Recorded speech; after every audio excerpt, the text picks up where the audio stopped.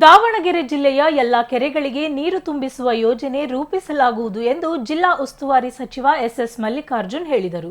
ಸುದ್ದಿಗೋಷ್ಠಿಯಲ್ಲಿ ಮಾತನಾಡಿದ ಅವರು, ಸ್ಮಾರ್ಟ್ ಸಿಟಿ ಯೋಜನೆಯಡಿ ಬಿಜೆಪಿ ಅವಧಿಯಲ್ಲಿ ಕಳಪೆ ಕಾಮಗಾರಿ ನಡೆದಿದ್ದು, ಈ ಬಗ್ಗೆ ತನಿಖೆ ಮಾಡಲು ಸೂಚಿಸಲಾಗಿದೆ ಎಂದರು. ಮಾಜಿ ಸಚಿವರಾದ ಎಸ್.ಎ. ರವೀಂದ್ರನಾಥ್ ಹಿರಿಯರು. ಅವರು ಪಕ್ಷಕ್ಕೆ ದುಡಿದಿದ್ದಾರೆ. ಅವರು ನನಗೆ ಅಣ್ಣ ಆಗಬೇಕು. ಮೊದಲಿನಿಂದಲೂ ಆತ್ಮೀಯವಾಗಿ ಇದ್ದಾರೆ. ಅವರೊಂದಿಗೆ ಮಾತನಾಡಿದರೆ ತಪ್ಪು ಎಂದರೆ ನಾವು ಏನು ಮಾಡಬೇಕು?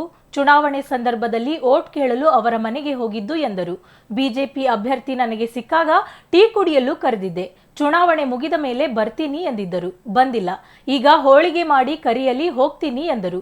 ಜಿಎಂ ಸಿದ್ದೇಶ್ವರ್ ಅವರದ್ದು ಒಂದು ಕಾಲದಲ್ಲಿ ಟೂರಿಂಗ್ ಟಾಕೀಸ್ ಇತ್ತು. ಬೆಂಗಳೂರಿಗೆ ಹೋಗಿ ಸಿನಿಮಾ ರೀಲ್ ತರುತ್ತಿದ್ದರು.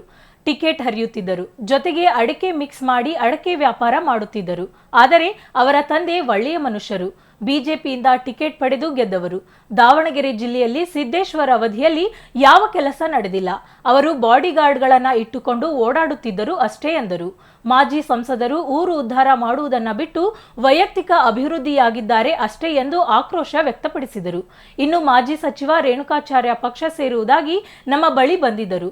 ಆದರೆ ವಿಜಯೇಂದ್ರ ಅಧ್ಯಕ್ಷರಾದ ಮೇಲೆ ನನ್ನ ಬಳಿ ಬಂದಿಲ್ಲ. ಆಗಿ ಹೋಗಿರುವ ಘಟನೆ ಬಗ್ಗೆ ಮತ್ತೊಬ್ಬರ ಮೇಲೆ ಗೂಬೆ ಕೂರಿಸುವುದಲ್ಲ. ಮಾಜಿ ಸಂಸದರು ಆಲದ ಮರ ಬೇಡ, ಜಾಲಿ ಮರದ ಕೆಳಗೆ ಕೂತು ಧ್ಯಾನ ಮಾಡಲಿ. ಅವರ ಪಾಪ ಅವರನ್ನೇ ತಿನ್ನುತ್ತದೆ.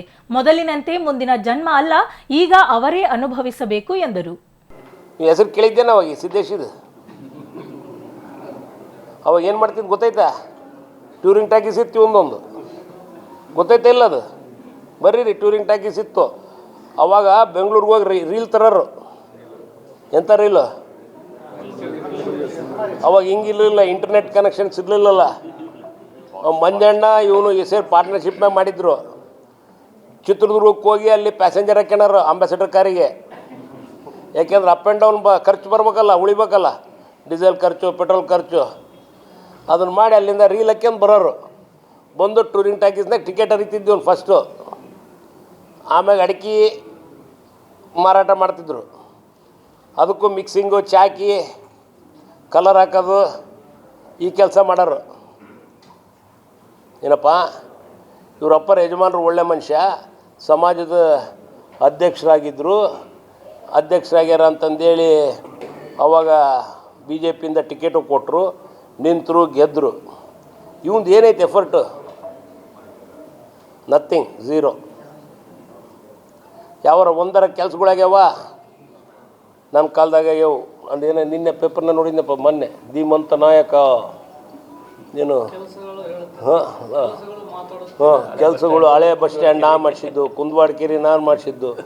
ಯಾವರ ಒಂದರ ಹೇಳ್ರಪ್ಪ ನೋಡ. ನೀವೇ ಹೇಳ್ಬೇಕಪ್ಪ ಪ್ರಶ್ನರ್. ಅದಕ್ಕೆ ಅಲ್ಲಿ ಇಬ್ಬರು ಹಿಡ್ಕೊಂಬಿಟ್ಟಾರೆ ಬಾಡಿಗಾರ್ಡ್ಗಳ್ನ. ಆ ಕಡೆಗೊಬ್ನು ಈ ಕಡೆಗೊಬ್ನು. ಇವೆಲ್ಲ ನಡೆಯಲ್ಲ ಈಗ ಬಾಡಿಗಾರ್ಡ್ಗಳು. ಏನಪ್ಪ ಇದು ಇವರು ಸೃಷ್ಟಿ ಮಾಡ್ಕೊಳ್ಳೋ ತಪ್ಪು. ಆಮೇಲೆ ಈಗ ಆಗಿ ಹೋಗಬೇಕು.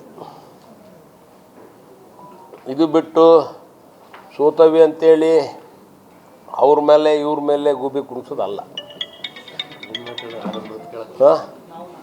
ಈ ರವೀಂದ್ರನಾಥ್ ಹೇಳಿದ್ರು. ಪಾಪ ರವೀಂದ್ರನಾಥ್ ಸೀನಿಯರ್ ಮನುಷ್ಯ, ರೆಸ್ಪೆಕ್ಟ್ ಕೊಡಬೇಕು. ಅವರೇ ನಾನೇನು ಹೇಳಿಲ್ಲ, ಕರೆದಿಲ್ಲ, ಎಲೆಕ್ಷನ್ ಮಾತಾಡಿಲ್ಲ. ಅವರಾಗಿ ಸೃಷ್ಟಿ ಮಾಡ್ಯಾರೀಗ ನನಗೆ ಸಿಂಪತಿ ಬರಲಿ ಅಂತ. ನನಗೆ ಮುಂಚಿನ ಪರಿಚಯ ರವೀಂದ್ರನಾಥ್. ಹಂಗಂದ್ರೆ ನನಗೆ ಅಣ್ಣ ಆಗ್ಬೇಕು.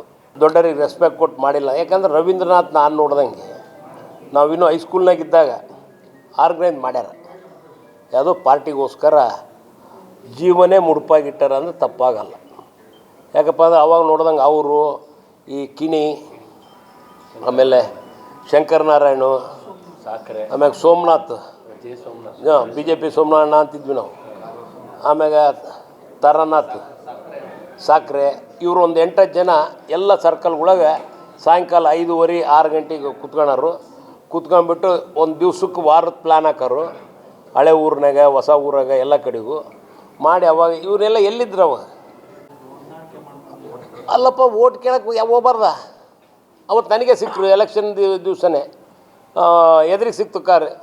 ಎಲ್ರಿ ನಮಗೇನು ಚಾ ಕುಡಿಯೋಕೆ ಕರೆದಿಲ್ಲ ಅಲ್ರಿ ಅಂದೆ. ಎಲೆಕ್ಷನ್ ಮುಗಿಲಪ್ಪ, ಆಮೇಲೆ ಬಾ ಚಾ ಕುಡಿಯೋಕೆ ಅಂದರು. ಹಂಗಂದ್ರೆ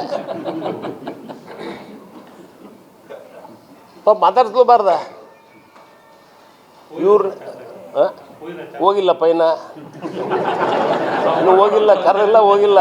ಹೋಗಂತ ಊಟಕ್ಕೆ ಹೋಳಿಗೆ ಊಟ ಮಾಡಿಸಿ ಕರೀರಿ ಅಂತ ಅನ್ಬೇಕಾರೆ. ಹ್ಞೂ ಕರಿ ಅಂಬ ಅದ್ರಿಗೆ ನಿಮ್ಮ ಇವರು ಯಾರು ನನಗೇನು ಹೋಗು ಅದು ಇದಕ್ಕೆ ಬಂದಾಗ ಬಂದಿದ್ದು ಯಾರು ನನ್ನ ಹತ್ರ, ಯಾರು ಹೊನ್ನಾಳಿ ಕ್ಷೇತ್ರ ಶಾಸಕರು ಮಾಜಿ ಯಾವುದೋ ಕಾಂಗ್ರೆಸ್ ನನ್ನ ಹತ್ರ ಬಂದು ಒಂದು 3-4 ಸತಿ ಬಂದರು. ಅವಾಗ ಅಲ್ಲಿ ಮಟ್ಟ ನನಗೇನು ಅವ್ರಿಗೂ ಟಚ್ ಇಲ್ಲ. ಒಂದು 2-3 ಫಂಕ್ಷನ್ನ ಮೀಟ್ ಮಾಡಿರೋದು ಬಿಟ್ಟರೆ ಪರ್ಸ್ನಲ್ ಯಾವ್ದ್ರಿಗೂ ಅವಾಗ ಬಂದಾಗ ನಾ ಇಲ್ಲರಿ ನಾನು ಪಾರ್ಟಿಗೆ ಬರ್ತಾನೆ ಅದು ಇದು ಅಂತ ಜಸ್ಟ್ ಜನರಲ್ ಡಿಸ್ಕಷನ್ನಾಗ ಕೇಳಿದರು. ನಾನು ಯಾಕೆ ನಂಗೆ ನಿಮ್ಮ ಕರ್ಕೊಂಡ್ರೆ ಯಾರದಾರ ಅಂತ ಹೇಳಿದ್ದು ನಾನು. ಅದಾದಮೇಲೆ ನಮಗವ್ರಿಗೂ ಟಚ್ ಇಲ್ಲ.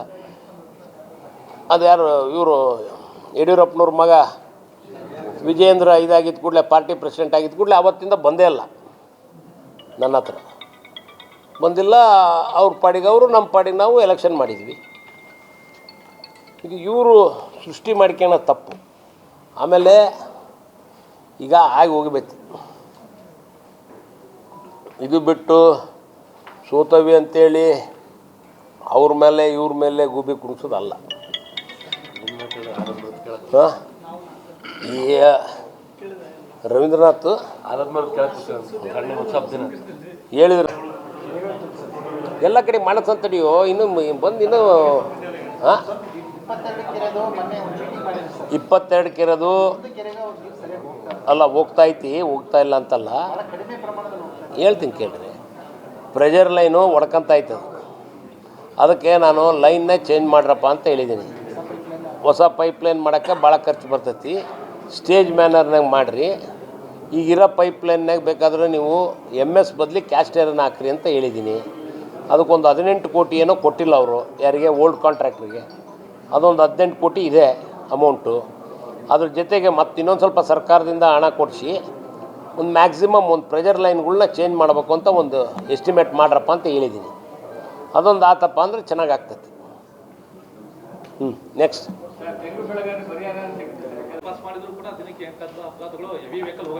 ಅಲ್ಲೊಂದು ಸ್ಟ್ಯಾಚು ಹಾಕ್ಸ್ರಿ, ಒಂದು ಹಾಕ್ಸ್ರಿ, ಹೇಳ್ತಾನೆ ನಾನು ದುಡ್ಡು ಕೊಡ್ತೇನೆ. ಒಂದು ಸ್ಟ್ಯಾಚು ಮಾಡಿ.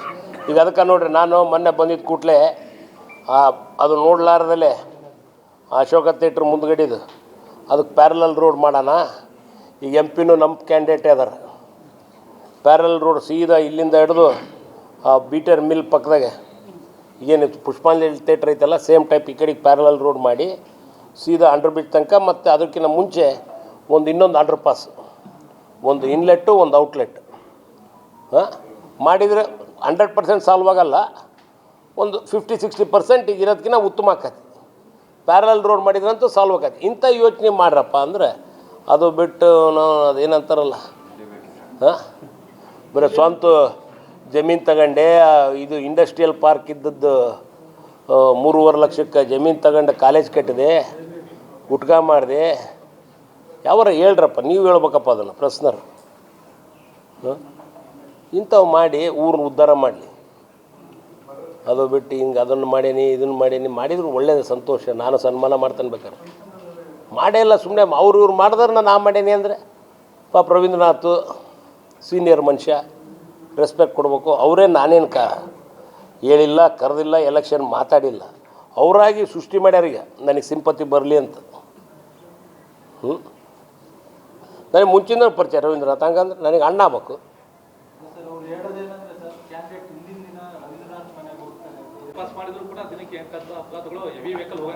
ಅಲ್ಲೊಂದು ಸ್ಟ್ಯಾಚು ಹಾಕ್ಸ್ರಿ, ಒಂದು ಹಾಕ್ಸ್ರಿ, ಹೇಳ್ತಾನೆ ನಾನು ದುಡ್ಡು ಕೊಡ್ತೇನೆ. ಒಂದು ಸ್ಟ್ಯಾಚು ಮಾಡಿ.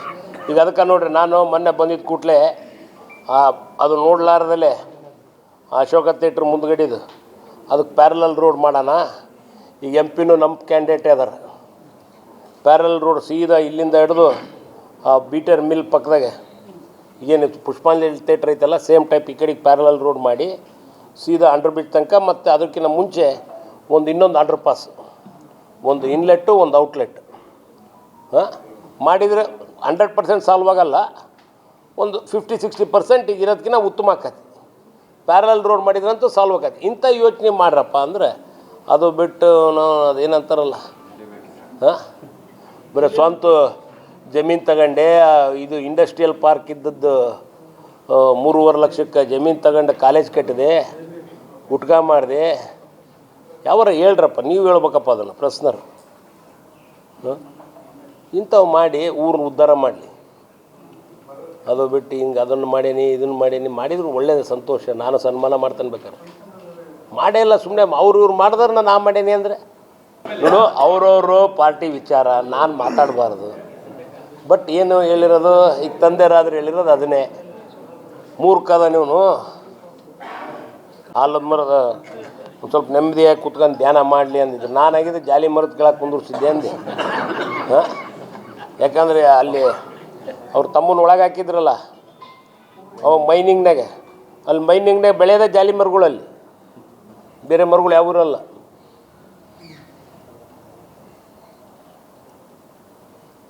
ಇಂಥವೆಲ್ಲ ಆಗಿದೆ, ಅದು ಆಗಿ ನಡೀತಾ ಇದೆ. ಜೈಲಿಗೆ ಹೋಗಿ ಬಂದರು. ಇದ್ರ ಮ್ಯಾಗ ನಾವು ಯಾಕೆ ಮಾಡೋಕೋನ? ಅವ್ರವ್ರ ಪಾಪ ಅವ್ರಿಗೆ ಉಣ್ತತಿ. ಹಾಂ, ಅವ್ರ ಪಾಪ ಅವ್ರಿಗೆ ಉಣ್ತತಿ. ನಾನೇನು ಬ್ಯಾಂಕ್ ಡೀಪಾಗಿ ಹೋಗೋ ಮನುಷ್ಯ ಅಲ್ಲ, ನೆಗ್ಲೆಕ್ಟ್ ಮಾಡೋ ಮನುಷ್ಯ ಏನು. ಈಗ ನೋಡಿ ಅನುಭವಿಸೇ ಹೋಗ್ಬೇಕು ಈಗಿನ ಕಾಲದಾಗ. ಮುಂಚೆ ಹಂಗಲ್ಲ. ಮುಂದಿನ ಜನ್ಮದಾಗ ಅನ್ನೋರು ಏನಪ್ಪ, ಮತ್ತು ಆಧ್ಯಾತ್ಮನೇ ಮತ್ತೆ